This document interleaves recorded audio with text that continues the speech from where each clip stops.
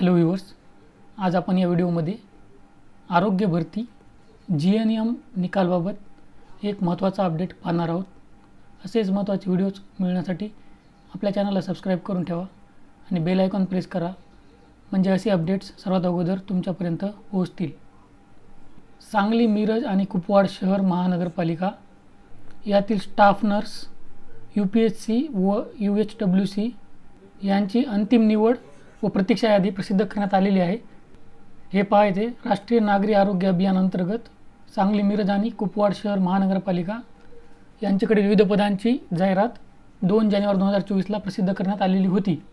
याबाबतची संवर्गनिहाय पात्र यादी, अपात्र यादी, सर्वसाधारण पात्र यादी 13 मार्च 2024 ला प्रसिद्ध करण्यात आली होती।